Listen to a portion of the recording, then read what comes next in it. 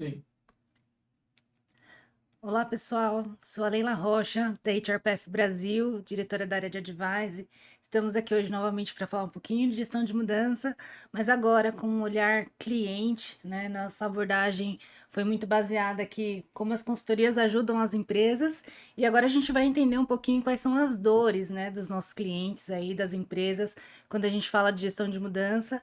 Estamos aqui, vou apresentar individualmente a Kátia e a Rita, mas Rita, por favor, seja bem-vinda. Se pudesse Obrigada, apresentar. Leila, claro. Prazer estar aqui com vocês. Muito obrigada pelo convite, Leila, Kátia. Meu nome é Rita Souza. Atualmente eu trabalho numa multinacional de agronegócio. Eu já tenho uma carreira, né, extensa em recursos humanos. Atuei principalmente como HR, Business Partner. E nos últimos 12 anos eu fui picada aí pelo bichinho da gestão de mudança organizacional. Eu sou matemática de formação, isso é uma coisa bem diferente para quem é do mundo de RH, mas eu acho que isso me conferiu aí equilibrar um pouco essa visão um pouco mais analítica, de conectar caixinhas, junto com um lado bem humano, por causa dessa experiência que eu tenho aí vasta já dentro da parte de gestão de pessoas, né? Então, esse é um pouquinho da minha experiência. E aí, dentro de recursos humanos, eu acabei aí, em 2020 fazendo uma especialização em neurociência, que acho que isso me ajuda também a entender um pouco como que é o funcionamento do nosso cérebro, como que isso também me leva a estudar um pouco como que a gestão de mudanças se conecta também com esse lado de neurociência. Foi nosso ponto de conexão, né, Rita? Sim, sim, Inclusive, foi como a gente se é, conheceu. exato. Estamos aqui com a Kátia Soares, nossa parceira também da Agentes da Mudança. Por favor, Kátia, seja bem-vinda. Obrigada, Rita. É muito importante para a gente, né, esse olhar do cliente, né, Sim. nesse employee branding que a gente tem estudado aí para trazer a gestão mudança nesse sentido. Kátia Soares, né? Então hoje eu digo que eu tenho 3 carreiras, né? Eu tenho uma carreira que uma executiva, né, de marketing e de empoderamento da cultura, né, em área de tecnologia. A segunda carreira tem a ver com consultoria, onde eu trabalhei numa grande consultoria durante bastante tempo, né, vivendo vários projetos de gestão de mudança e tropicalizando muita metodologia para o Brasil, né, de gestão de mudança.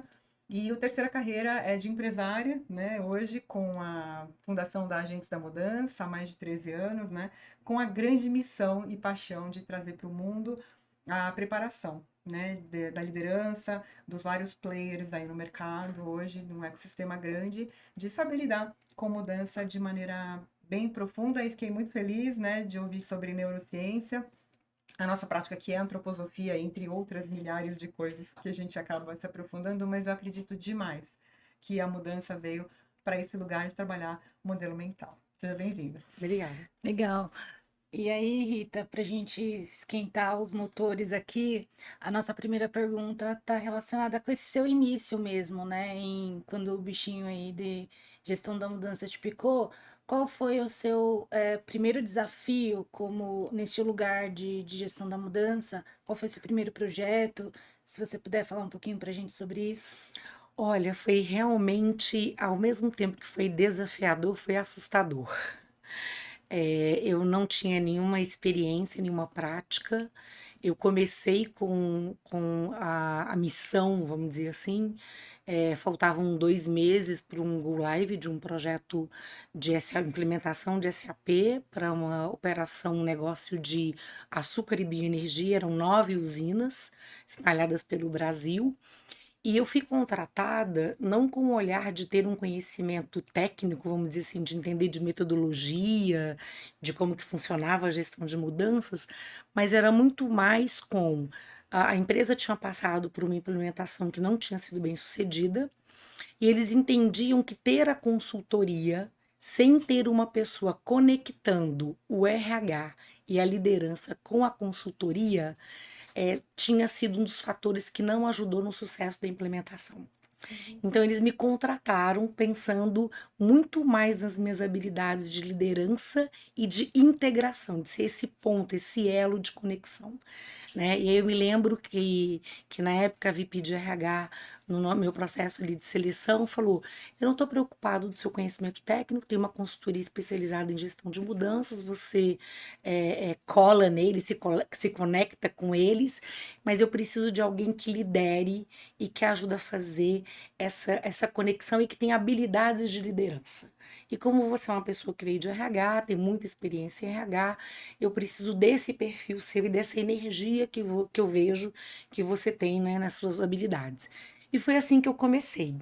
Sem entender nada da metodologia, eu tinha uma vasta, assim, eu tinha um conhecimento muito superficial, eu tinha trabalhado numa outra multinacional de bens de consumo, então num dos treinamentos, que era lá de HR Foundation, que eles tinham na época, tinha um módulo falando de gestão de mudanças, eu tinha feito aquele treinamento, eu tinha uma visão e falava assim, mas usa isso aonde? Se aplica como? Então, eu já tinha ouvido falar, mas eu não tinha ideia de como, na prática, utilizar aqueles conceitos, né? Até porque não falava muito de projeto em si. Então, foi assim que eu comecei.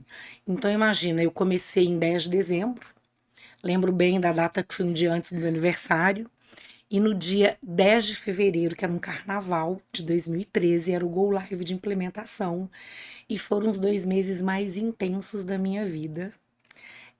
Que eu nunca imaginei circular tanto dentro da empresa daquele jeito, conhecer todas as áreas em 2 meses. Então, foi uma imersão que, ao mesmo tempo, me acelerou o processo de conhecer a empresa, o negócio. Em 15 dias, eu estava viajando para a planta, dentro de uma usina de açúcar e bioenergia, indo para Canavial, entender como que acontecia tudo aquilo para poder montar toda aquela estrutura para a gente fazer aquela implementação. Então foi rico do ponto de vista de acelerar o aprendizado, mas foi assustador ao mesmo tempo, porque eram siglas, informações. Então eu não entendia de SAP, eu não entendia de gestão de mudanças, mas ao mesmo tempo fez com que eu aprendesse rapidamente sobre tudo aquilo, né? E foi assim que eu comecei. Super interessante, né, Kátia? Porque conecta esse lugar de gestão de mudança que a gente tem falado, né? Através, inclusive, do RH, né? Sim, e aí eu queria fazer uma provocação, não sei que a gente combinou aqui, mas agora a gente faz. Com certeza. Uma provocação que é, né? Imagina, 3 mulheres assim, não tem como. Leila, e aí o público da HR Path, ele é um público de recursos humanos. Sim. E aí o que me chama a atenção na fala da Rita é que ela veio da área de, né? A carreira dela veio de recursos humanos e depois ela migrou para a gestão de mudança. Quais os desafios que você percebe, né, dentro do público de RH, dele se preparar para esse lugar da mudança, né? Quais são as dores que você percebe, né, lidando com o público de RH, a HR fala o tempo todo com esse público, né? Que dores existem dentro desse público de recursos humanos quando você olha para o tema gestão de mudança? O que eu vejo, Kátia e Rita, é que talvez o RH ainda não tenha se apropriado dessa competência, né, de mudança, de gestão da mudança, né? Acho que não só o RH, mas o ecossistema, o core de gestão de mudança ainda está muito ali inserido na parte, eu chamo até de técnica, né? Do que é ali uma implementação, às vezes, de um sistema ou de algo tangível. Ele não está nesse lugar de gestão de mudança como competência para gerir a mudança que acontece dia a dia, né? E não é só naquele projeto, né? Então eu vejo que eu acho que esse nosso movimento é muito legal para trazer essa consciência de que o RH sim pode ser né, o alavanque ali para levar essa consciência internamente dentro das empresas. Então, eu vejo que existe um desafio nesse sentido do RH se apropriar, mas eu não vejo outra área que não seja o RH para esse caminho. Né? Eu acho que essa competência, esse movimento não vai acontecer, seja por uma dor, como foi no caso da Rita ali, né, Rita, pelo que eu entendi, mas o RH eu entendo que é o caminho. São eles que vão tracionar muitas vezes a gestão de mudança sem ser aquela gestão de mudança pontual, né, como competência para uma companhia. Eu vejo que tem, assim, eu passei por bastante dificuldades nessa interação e tentei, nos últimos 10 anos, formar alguns RHs para um movimento que foi um pouco similar ao que eu fiz, né?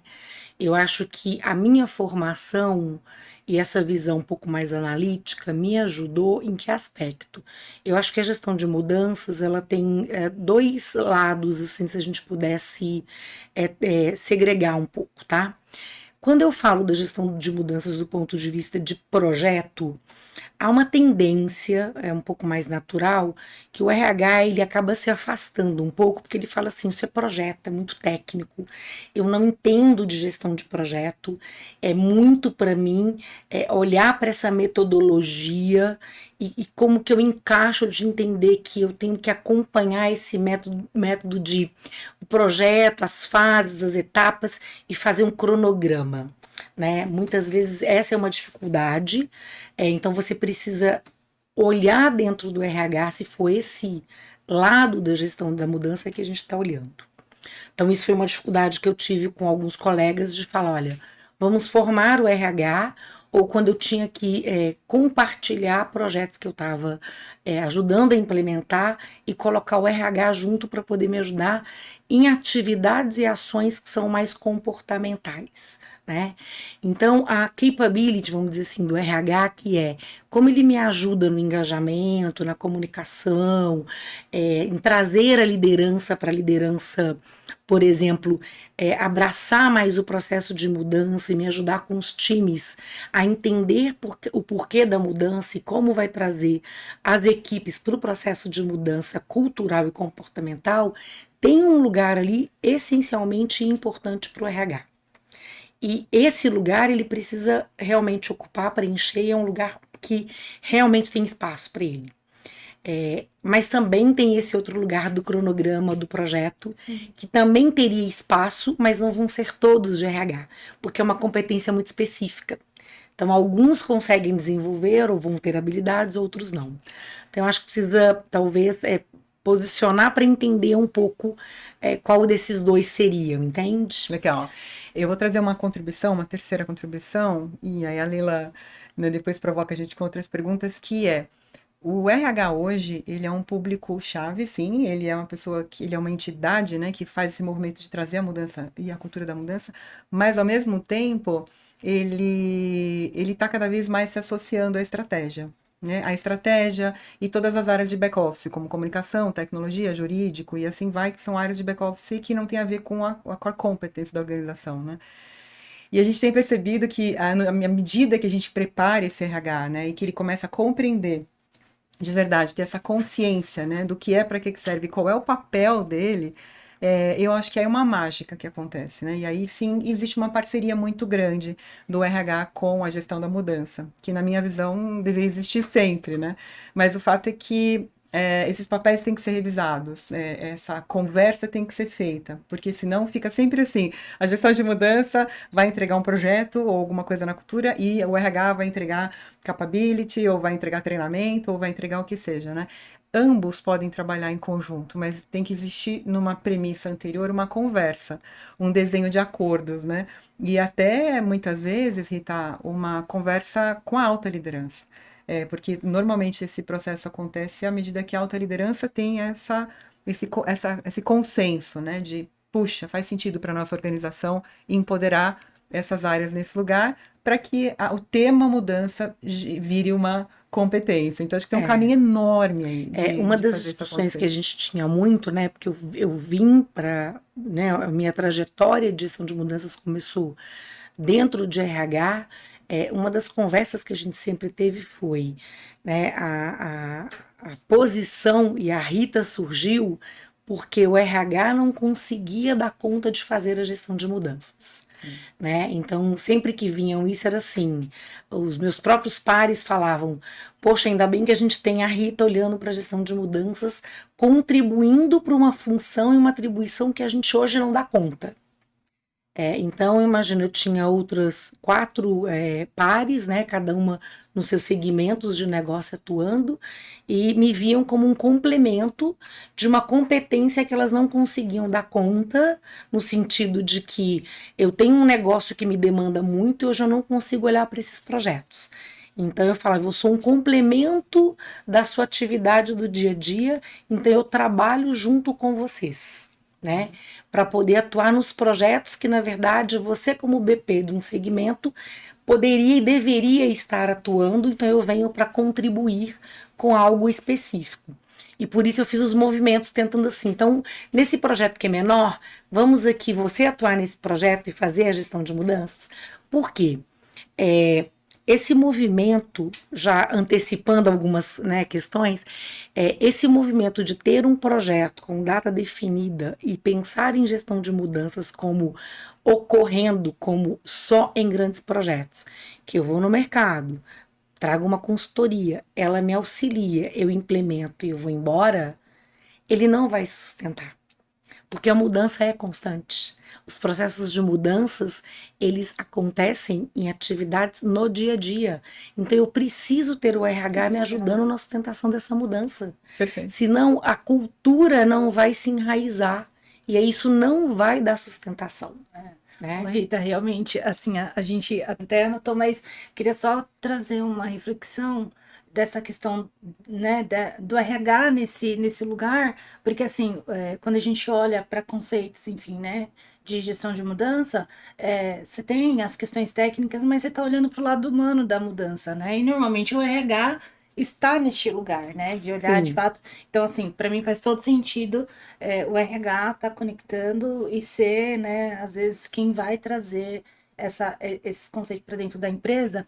E aí, eu vou aproveitar a sua fala e já vou trazer um outro questionamento que a gente ficou super, né, assim, curiosa aqui com a Rita, que a gente conhece um pouco da sua abordagem, né, de neurochange e tal, mas a gente queria entender como que, e aí você acabou de falar um pouquinho de trazer as consultorias, de formar pessoas, como que foi isso, assim? Eu imagino que você criou esse escritório, né, de gestão de mudança, na companhia atual e criou essa governança. Então, independente de quem está lá atuando, se é alguém interno, se é consultoria, se é mais de uma, você tem esse olhar agora, né, assim, uniforme do que é gestão de mudança para a companhia. Como foi isso, Rita? Assim, como que você chegou nesse começo, né? Conseguiu esse. É assim, é um caminhar, né? É assim, é um trabalho de formiguinha, foi um trabalho de formiguinha.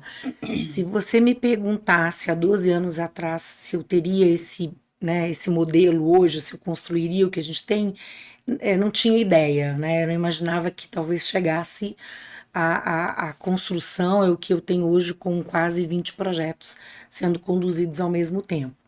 Mas começou inicialmente eu conduzindo projetos estratégicos, projetos grandes, aonde eu atuei individualmente. Então, eu fui a consultora, fui a pessoa que, primeiro, como eu contei, eu conduzi junto com uma consultoria, entendi que era esse ponto de conexão para entender como a metodologia funcionava, e teve uma resistência pela cultura da empresa, a gente tinha uma resistência assim, é um consultor externo, a característica da cultura era assim, é um consultor externo, chamava para uma reunião, via que o e-mail não era da empresa, não aparecia para a reunião. Então, eu tinha que ser esse ponto de conexão que eu chamava para as reuniões, eu chamava para as conversas, eu fazia acontecer o movimento de fazer uma análise de impacto, chamar para uma comunicação. Então, eu era primeiro esse ponto de conexão que fazia o processo e as etapas da metodologia acontecer. E com isso eu fui entendendo as metodologias. Então, eu fui aprendendo sobre a metodologia. Depois eu peguei um primeiro projeto do início ao fim, porque o primeiro eu fui pegar só o restante da implementação. Quando eu teve um segundo projeto, eu falei com a VIP, olha, eu nunca fiz um projeto do início ao fim, então eu preciso estar com a consultoria para planejar e executar e entregar. Então eu fiz um primeiro projeto do início ao fim para entender toda essa dinâmica, e ali sim eu entendi como que acontecia. Depois disso eu peguei um grande projeto, que aí sim eu conduzi sozinha. Eu aloquei consultores de uma consultoria mais independente, uma consultoria menor, e aí eu montei o meu próprio modelo, vamos dizer assim, né? Então eu tive mais liberdade de falar o formato que eu gostaria, como eu acreditava. Então realmente eu me sinto às vezes assim, com vários tentáculos para poder, entendeu? Desdobrar com os consultores. Sim. Por isso eu tenho a governança das reuniões semanais para dizer, segura, segue, vai adiante, porque eu sou o desdobramento estratégico para toda a consultoria, para garantir pelo menos um pouco desse desdobramento de cultura e momento sobre esse tom dessa conversa, o tom dessa comunicação que eu preciso dar nos projetos, né? Sim, é um Porque já baita conhece risco, a né? cultura, né, da Sim, companhia, sabe o que está acontecendo internamente e sim, consegue colocar os pesos onde e quando precisa, né? Isso é bem interessante. sim. E aí, acho que só reforçando um pouquinho da pergunta da Kátia, é, como que você enxerga gestão de mudanças? E acho que você já falou um pouquinho de desafios, mas eu volto. Qual é o seu desafio hoje internamente? Se todo mundo foi picado pelo bichinho de gestão de mudança, e como que você enxerga o futuro de gestão de mudança, Rita? Olha, eu acho que para mim o maior desafio é se desconectar um pouco de que metodologia vai resolver a questão de gestão de mudanças. Eu acho que a grande solução de gestão de mudanças não está num pacote de metodologia. Então, eu me preocupo muito, eu acho que tem uma nova geração de consultores. Eu acho que a pandemia, o pós-pandemia, trouxe um peso significativo para a gestão de mudanças, que entenderam que o fato de a gente ter passado pela situação da pandemia acelerou vários processos de mudança nas organizações e no mundo, de uma forma geral. Mas eu senti que também veio uma nova leva de consultores. Eu estou vendo muitos profissionais se formando, se especializando, mas eu sinto também que é uma preocupação ainda muito crescente em ter uma certificação. Então, isso é uma coisa que me preocupa, porque não é uma metodologia que vai te fazer um bom consultor. Acho que falta o olhar humano. Então, eu me preocupo muito enquanto os consultores estão se preocupando e têm esse olhar humano da mudança, que é entender assim, a metodologia é mais uma ferramenta na sua caixinha de ferramentas. Você conseguir fazer uma análise do cenário, você conseguir entender o que está acontecendo e o que você vai usar e como você vai usar, é o mais rico de tudo. Porque você precisa ter aquela arsenal para você dizer, eu uso um pedacinho de cada um e você faz um grande quebra-cabeças para você poder aplicar um pouco de cada um. Não tem que ser todo o pacote inteiro em toda a sua dimensão. Então, eu vejo inclusive discussões assim, porque eu tenho lá um playbook, um modelo global, e o próprio global me dizendo, mas eu tenho um projeto aqui que é menor e eu não consigo encaixar a metodologia inteira. Você não vai encaixar a metodologia inteira e você não tem que encaixar na metodologia inteira. Ela andou escutando nossas conversas. Entendeu? Porque não é para aplicar uma metodologia inteira. Sim. É você analisar esse cenário, entender o que aquelas pessoas estão vivendo e aplicar o que é melhor naquele contexto.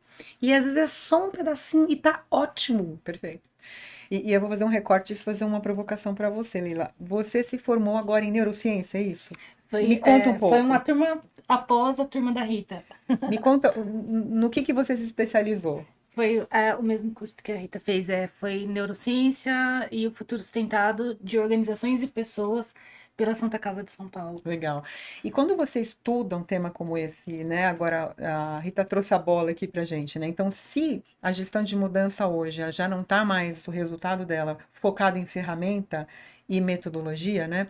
Como que a gente traz o comportamento para dentro da preparação das pessoas, porque ele é um ecossistema riquíssimo, e eu sou formadora, né? Eu tenho a jornada de formação líder agente de mudança, então eu trago lá não só os RHs, mas uma série de pessoas com essa missão, né? Que a qualidade da intervenção ela é medida a partir da qualidade do interventor. Né? E ela fez uma fala muito interessante, porque não tem como a gente fazer mais assim, deixa o estagiário tocar ali, né? Não, eu fiz uma certificação na empresa X, e aí eu já sei fazer gestão de mudança, porque eu fiquei lá 5 dias, eu aprendi um monte de ferramenta, pelo amor de Deus, né? Então isso não está mais sendo sustentável.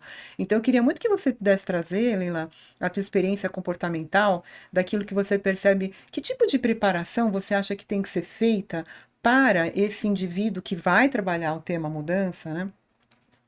começar a fazer, porque às vezes ele vem para trabalhar sem experiência, que esse é um outro dilema, sabe, Rita? Às vezes o pessoal fala, não, eu sei fazer, mas quantos projetos, quantos anos você tem Ah, não, eu tenho 6 meses que eu estou trabalhando lá, não tem condição, né? Então, eu queria que você falasse um pouquinho, né? É Que isso. tipo de comportamento tem que ser feito, Isso, né? isso é interessante, né, Kátia? Porque, inclusive, a gente estava discutindo sobre isso e o que a Rita trouxe, eu acho que contrapõe exatamente o que a gente está falando, porque a Rita, pelo que eu entendi, ela veio com a experiência de RH dela para depois ir para essa experiência técnica de change.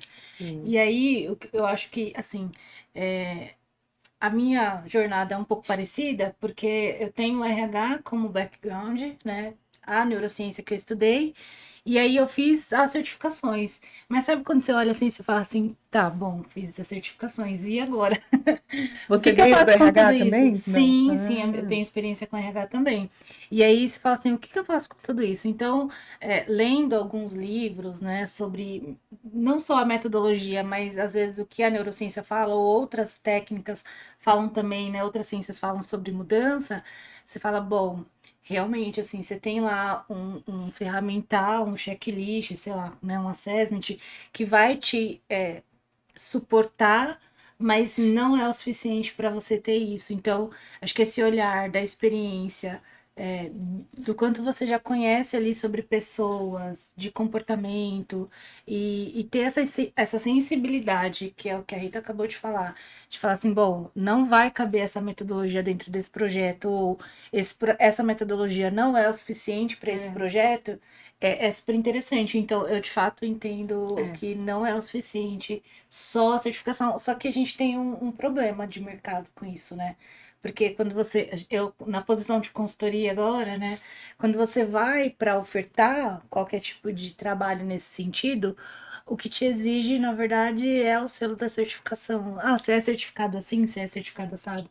E não, de fato, o que você tem de background com relação a todo esse contexto. Então, é estranho isso, né? Porque. Mas mas acho que é muita questão, da mesma forma, a graduação, ela te dá o passaporte de entrada, mas ela não te dá a garantia da Da posição que você saída, é precisa, verdade. do emprego, né? O que aquilo vai te garantir de você estar na melhor posição, de trabalho. Agora, o que o conhecimento do comportamento te dá, que assim, a metodologia vai falar, você precisa ter um plano de comunicação, mas ela não te fala por quê. Ela não está te dizendo que quando eu comunico, eu te tiro como ser humano do seu momento de incerteza. Então eu te tiro de uma posição de luta e fuga. Porque é isso que acontece. Então, assim, eu preciso comunicar? Preciso. Mas qual é o mínimo necessário? Então, eu não preciso ter comunicado todos os dias, mas eu preciso ter um plano de comunicação mínimo para te tirar de uma zona de desconforto ou de um cenário de incerteza que me leva para uma situação de que eu não tenho um mínimo de previsibilidade do que vai acontecer comigo porque minha empresa está mudando ou porque um sistema novo está sendo implementado. Então eu preciso ter um repertório como consultor para pelo menos saber o que eu estou fazendo, por quê e qual é o mínimo que eu preciso fazer para dar essa visão para um funcionário para ele conseguir passar por um processo de mudança. Eu acho que é isso que falta na hora que eu falo. Ser consultor significa que eu tenho um conhecimento teórico, conceitual, eu domino um conceito, eu sou acadêmico, mas eu sei como aplicar. Esse é o meio termo de ser consultor. e essa provocação que eu queria fazer para Leila, que nós estamos aqui formatando a metodologia, né, de gestão de mudança e com todo o arsenal andragógico e comportamental necessário. Por quê? Porque quando a gente fala de consultoria, e a UTFE é consultoria, né? Eu sou consultoria, que tipo de consultoria nós estamos falando? Porque você tem consultoria de processo e consultoria de projeto. Quando se fala em consultoria de projeto, sim, a gente consegue esperar e o cliente espera, o mercado espera muitas vezes a sua sapiência, a sua expertise, né? E aí o mundo do RH está contratando uma consultoria, então ela espera que as ferramentas, o método, aquela história toda se consolide. O fato é que as culturas e as organizações não estão mais necessitando disso. Até porque isso está na internet já. né? Elas estão necessitando de consultores de processo. E o que que é um processo? É um processo com visão sistêmica cultural, de autodesenvolvimento, é uma pessoa que tem uma inteligência emocional, é uma pessoa que sabe lidar com conflito, com comunicação não violenta, com uma série de questões, com economia comportamental, né, que é um curso que nós fizemos juntas aí, que é nesse lugar que a mudança ela está entrando. Né? E o consultor está sendo chamado para ser um interventor, porque se o consultor chega para ser uma pessoa simplesmente especialista naquele assunto da ferramenta XYZ ou da metodologia XYZ, ele passa a não estar mais gerando valor. Ele passa a ser um commodity dentro da organização. Sim. E aí a organização muitas vezes sente, né? Porque ela fala, ai, mas fez uma entrevista ruim, não entendeu qual é o propósito, não chegou perto de uma história que precisava. E aí eu acho que a gente tem uma missão grande aí de formar pessoas, seja na consultoria ou seja dentro da organização, né, com esse olhar de interventores de seres humanos, de interventores de cultura, de sensibilidade, de olhar para aquilo e falar, será que eu tenho que falar? Eu tenho que perguntar aqui, né? Será que isso aqui é planejamento ou isso aqui é simplesmente uma conversa, né? Esse é o ponto-chave. Ô, Rita, bom, a gente fica 2 horas aqui fácil conversando. Falar sobre comportamento é super interessante, né? Comportamento dentro da gestão de mudança. Eu queria te perguntar uma questão aqui sobre algum case de sucesso, assim. Eventualmente eu já te ouvi falar algumas coisas nesse sentido, mas ou um case de sucesso ou um case de insucesso, com esse seu olhar ou internamente que vocês tenham lá. Se você tiver os dois, ótimo, porque a gente consegue também trazer esse peso. Ah, sempre tem, né? Nem tudo são flores. Assim, a gente sempre as pessoas trazem as coisas que são bonitas, imaginando que a trajetória é sempre fácil, né? Mas a trajetória, ela nem sempre é tranquila. Eu tenho as dificuldades do dia a dia também, então acho que é legal trazer também no contexto, porque parece, eu tenho um escritório de projeto, então tudo segue um fluxo maravilhoso, perfeito, todos os projetos são aprovados, eu tenho verba, então acho que não como um case de insucesso, mas para dizer que eu também tenho as dificuldades de, por exemplo, eu tenho situações de projetos que aparecem no colo. Então, eu tive recentemente um projeto que 60 dias antes do Go Live, era um projeto global, não estava no radar. E me ligaram falando que eu preciso que você aloque uma pessoa de gente para atender a gente. Né? E eu brinquei, falei, vocês estão, né? Como assim? 60 dias antes, vocês querem que eu faça um milagre? Eu ainda brinco, eu falo, eu tenho o nome de Santa, Santa Rita de Cássia, eu sei que é das causas impossíveis e emergenciais, mas eu ainda não estou operando milagres, né? Então tem situações assim inesperadas, que muitas vezes o meu próprio time fala, poxa Rita, mas a gente vai assumir isso, como é que a gente vai fazer? E quer dizer, eu preciso equalizar para falar, olha, mas eu preciso às vezes mostrar para esse gestor, assumindo alguns riscos, que eu consigo entrar para ajudar de algumas formas, até para mostrar, tá vendo? Esse é o jeito de não fazer. E no próximo eu preciso que você comece da forma correta. Então, às vezes eu entro para ajudar com algumas coisas que eu sei que eu consigo dar um jeito e pelo menos auxiliar. Então, eu tive um projeto recente que foi complicado, aí eu consegui remanejar dentro da equipe, não era algo complexo, era mais comunicação, eu fui entender, falei, deixa eu entender o que está acontecendo, que era muito mais uma ajuda para fazer uma reunião de stakeholder, que eles não estavam conseguindo fazer conduzindo pelos Estados Unidos, acionar os stakeholders do Brasil. Claro, eles não conseguiam, eles não tinham a mesma capilaridade que eu tinha de reunir os diretores daqui e chamar para uma reunião. Então, era uma dificuldade que para mim não era tão grande. E eu entendi, falei, então, né, deixa eu entender qual é o contexto. Falei, então, o que vocês precisam para 30 dias eu consigo resolver, não era bem um Go Live.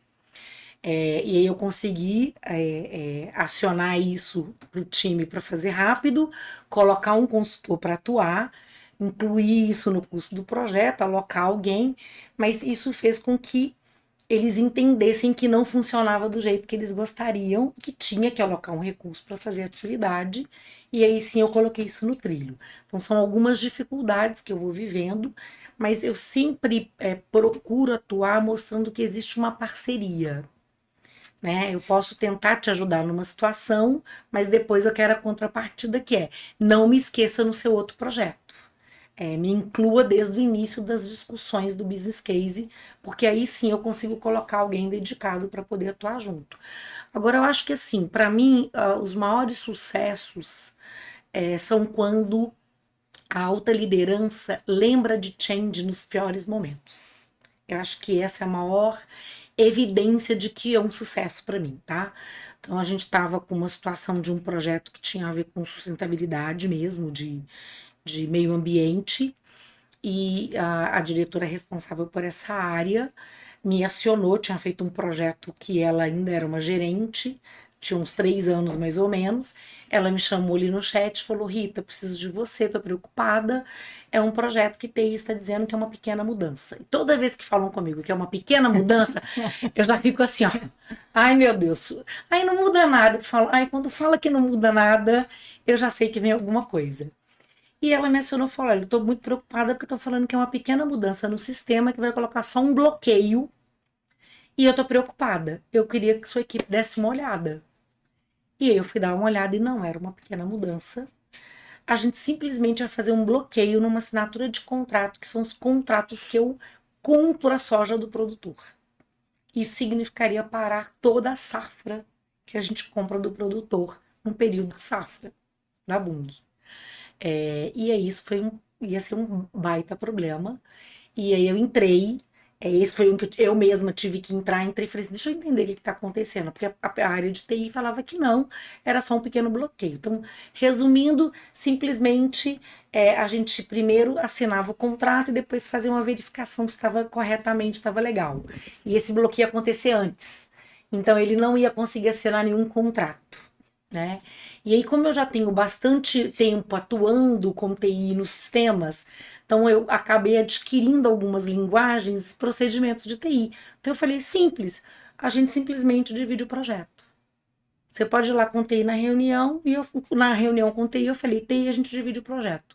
Você faz a primeira fase dessa forma, com essa chave sem bloqueio, e depois você faz a segunda etapa assim. E para TI eu dizer isso, eu estava dando as cartas, dizendo como que TI poderia operar, ou não. E a TI não falaria isso para o business, entendeu? Então eu cheguei e falei, ó, essa é a solução, e falei, para tomar a decisão que vai ter o bloqueio, só se o VP do negócio entrar e falar que pode seguir assim.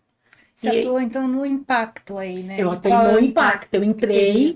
entrei na análise de impacto, No falei, onde risco, está a né? análise, onde está a análise de impacto para isso? Não tem. No Então eu risco. quero análise de impacto. Meu entendimento do que eu já atuei nisso vai parar, vai bloquear a operação, e para dizer que vocês seguem com esse bloqueio no sistema, só se o VP entrar na reunião e falar que pode seguir.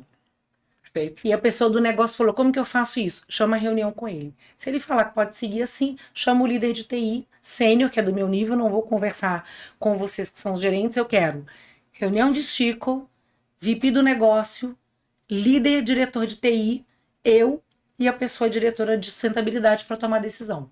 Se o VP do negócio falar que pode seguir, que para ele não é um problema, a gente segue. Se ele falar que não pode, Leila, paramos e o o pessoal negócio. ainda acha que gestão de mudança é operacional. Não, o que é interessante dentro dessa sua fala. Então, assim, se tiver que causar, eu causo, entendeu? Não, e é super interessante, porque a gente estava numa discussão recentemente de, bom, qual que é o melhor formato? Alguém interno, alguém externo, mas o que a Rita trouxe é, independente de ter alguém externo, ter alguém interno que conhece também das regras de negócio e consiga Então, flutuar. esse é o papel interno que eu tenho. Exato. Então, o que os meus consultores têm? A minha reunião de governança é assim: eu quero saber onde está parado e onde você precisa de mim. Então, eles vêm e falam, Rita, preciso de você porque o gerente da área tal não está marcando a agenda tal. Preciso de você porque eu tenho um impacto assim e eles não estão dando a importância. Eu acho que aqui é algo crítico. Aí eu entro, entendo no detalhe e falo, entendi. Pode marcar reunião, chama esse diretor, aquele diretor, o outro, e me coloca nessa pauta, prepara o material que eu entro com você. Isso. Reunião de status, que tem tópico de change que eles não estão dando importância. Aí eles falam, essa reunião de status eu preciso que você entre. Por quê? O que está acontecendo? É isso, isso, isso, e o problema é esse. Essas são as que eu entro, entendeu? O que é legal a gente deixar claro para a audiência que vai ouvir aqui, né? Esse papel, né, Rita, que eu acho muito legal que você está fazendo, é um papel de sponsorship, Sim. né? Então, a Rita, ela não é simplesmente a head de change management da empresa, ela é a sponsorship da causa, Sim. né? Isso, normalmente, em algumas outras organizações, é dado esse papel para o presidente, ou para VP de RH, ou para quem seja na área de alta liderança, né? Então, no caso que a gente está olhando aqui, aí talvez a gente tenha que partir já para a última pergunta, né? O que é bom que aconteça, né, dentro de um processo de gestão de mudança e assim, quais são as premissas, né, para isso acontecer, o que não pode faltar até para que a gestão de mudança seja uma matéria de sustentação da cultura, da sustentação do comportamento, da sustentação do modelo mental, que inclusive agora, recentemente, aí na sexta-feira eu estava com um presidente de uma empresa, onde eu estou apoiando aí toda a mudança de transformação da empresa inteira, com 17 mil empregados, a importância do presidente entrar neste lugar.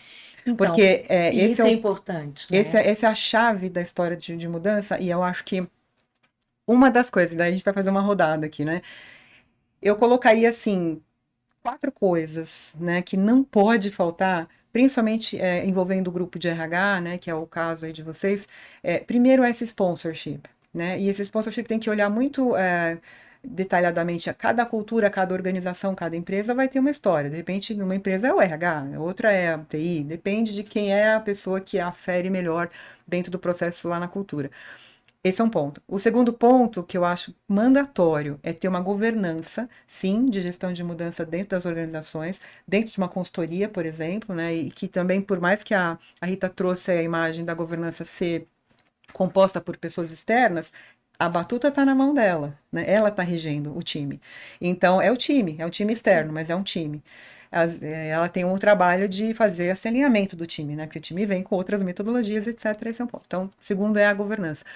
Terceiro é envolver muito bem envolvido os back-offices, porque os back-offices são os braços da frente de change management, né? Porque tem hora que eu vou falar de comunicação, tem hora que eu vou ter que entrar na TI, olha que risco, né? Se a TI falar para você, quem é você aqui que vai mandar no nosso negócio? E não, ela tem que entrar com jeito, ela tem que entrar com uma forma, ela tem que entrar com outros players para fazer esse movimento acontecer. Ok, entendi, né? Se a VP assume, se você assume e tal, tudo isso tem a ver com cultura, né? E o último ponto que eu traria é que esse ecossistema todo, que seja o patrocinador ou os patrocinadores, de repente a gente pode falar de process owners, né? Dependendo de cada tamanho da organização, os back-offices, as pessoas de change, né? Ou até as consultorias, né? Eles precisam de um alinhamento básico, mínimo, e não é um alinhamento que a gente tem provocado aí, né? De certificação, né? É um alinhamento assim do que é mudança, do para que serve mudança, do que é isso na cultura, do que é isso num projeto, como é que você muda modelo mental, como é que você se transforma para você garantir que você não vai ser um problema numa intervenção, você você vai ser uma solução, né? Então eu acho que a mudança, eu traria esses 4 pontos assim como um processo, mas eu queria ouvir a Rita e queria ouvir vocês também você também como... Eu vou deixar a Rita finalizar, Kátia, mas acho que só para ressaltar um ponto aí no que você colocou, como a Rita enxerga ou como ela faz, ou se é um desafio, uma dor, na parte de sustentação da mudança, né? Acho que, sintetizando a sua pergunta assim, como é isso para você, Rita? E se é uma dor, porque é uma dor que a gente vê e vive não só nas companhias, mas que a gente enxerga no mercado. Implementou um sistema, teve todo o processo de gestão de mudança, mas a adoção é baixa. Assim, é um desafio. Eu consigo hoje ter uma adoção melhor, porque eu já consegui evoluir mais nisso, porque o meu período dentro de um projeto é junto com o Hypercare. Então, a minha equipe anda junto com o Hypercare. Então, se o projeto vai ter uma sustentação de 6 meses, a equipe de gestão de mudanças fica alocada pelo menos 6 meses também. Sim. Mas eu entendo que deveria ser mais do que isso ainda. Porque eu também faço esse, né, dentro do projeto que é chamado Transition to Sustain. Eu também faço a transição do que seria, eu deveria fazer essa transição para o RH, por exemplo. Uhum. Porque eu tenho comportamentos que eu também fiz essa transferência. Então, por exemplo, se eu estou dizendo que eu fiz uma mudança de processo, que eu exijo mais planejamento daquela equipe, porque agora ele tem prazos para aprovar, então eu vou lá e devolvo para o RH dizendo, olha, o job description para essa nova posição exige funções diferentes, que eu tive segregação de função, e eu coloquei alguns comportamentos e skills diferentes aqui na descrição. Que tem que, inclusive, para RH está com avaliação, você né? aqui, agora você deveria considerar isso na Por isso competência. a parceria. Eu mando isso para eles, mas quem me garante? Então, eu não consigo ter um outro acompanhamento por mais de um ano, entendeu? Eu gostaria, eu acho que alguém na organização deveria estar tendo esse olhar pós 6 meses. Sim. Então, até 6 meses eu ainda consigo. Eu tenho algumas ferramentas que, dependendo do projeto que foi mais crítico, eu ainda monitoro por mais de um ano, para olhar adoção, usabilidade, porque são mais sensíveis. Um Salesforce que eu implementei, que a equipe de vendas está tendo problema, está com um pouco mais de dificuldade por causa de número de pedidos, e aí a área pediu, aquele VP pediu para acompanhar mais tempo, e o projeto está ainda implementando melhorias, e continuou ainda uma equipe de projeto, mesmo que reduzida, mas fazendo algum acompanhamento, eu consigo acompanhar. Mas aí são poucos casos, então não é ainda um modelo de adoção que eu gostaria, entendeu? Mas a Rita trouxe um ponto super interessante, né? Porque, assim, por mais que você tenha, de repente, indicadores voltados para a gestão de mudança, mas você trouxe, por exemplo, a questão da transição para o RH de uma nova competência que você gerou e que precisa ser avaliada, talvez numa avaliação de performance daquela equipe ou de toda a companhia. Sim, eu também conecto Legal. muitas coisas para o RH. Então, por exemplo, recentemente eu tive algumas dificuldades não tanto com RH, mas com equipes de outras áreas, porque é um projeto que o nível de adoção estava baixo, eles pediram para a Change entrar para melhorar a adoção, e um dos fatores foi: eu tenho estudado alguns mecanismos de mudança de comportamento, então eu tenho lá uma mandala de Behavior Science, que fala que um deles é políticas procedimentos. E aí eu fui colocar isso em prática e falei, mas por que as metas não estão conectadas? Se eu tenho uma equipe de negócio, eu tenho uma equipe de TI, o projeto está entrando no 2º ano e a gente não consegue mudar e não está bem o desenvolvimento da ferramenta. E aí voltei com o RH e falei, esse ano então a meta deles tem que estar conectada a isso. E aí, assim, bateu a conversa com a RH para definir metas do ano, uma semana depois pediram para tirar a equipe de change do projeto. E eu fui para o VP do projeto para dizer, precisamos conversar sobre change. Então, e aí, Leila, que eu acho muito legal essa sua fala, que materializa o que a gente está acabando de falar agora. Existe uma super necessidade para sustentar o tema na cultura de preparar esse ecossistema, que são os back-offices, junto com o tema mudança e junto com o tomador de decisão, que são os sponsors. Porque aí um RH concordou, falou que faz total sentido, que era o RH do negócio. E o RH de TI não concordou. Aí eu fui junto com o RH de negócio e a gente se apoiou para dizer, não faz sentido. O negócio não consegue fazer a entrega do projeto e o projeto não atende a demanda do negócio, e TI está dizendo que a entrega é excelente. E é muito interessante que a gente tem falado aqui para a gente poder encerrando, né? A TI, o RH, compras, nem importa quem seja. Gente, nós estamos falando de indivíduos. E eu tenho certeza, né, que obviamente não vamos falar de nomes aqui, que a gente está falando de João, de Maria, de Josefina, de nomes de pessoas, né? Então, mais do que nunca, né, para encerrar aqui, eu acho que minha fala eu deixo aqui a contribuição de que é mandatório nós prepararmos as pessoas, porque as pessoas são de RH, são de TI, e eu duvido que a área toda tá. A área toda faz. E aí, uma pergunta e uma coisa que tem me tirado um pouco o sono e tá muito na minha cabeça é assim, para quem a gente faz change? Para cultura. Né? Por exemplo, eu faço change para as pessoas. Sim. Eu preciso entregar um resultado para a organização, mas eu não faço change para a organização. Sim. Eu faço change para as pessoas. Sim.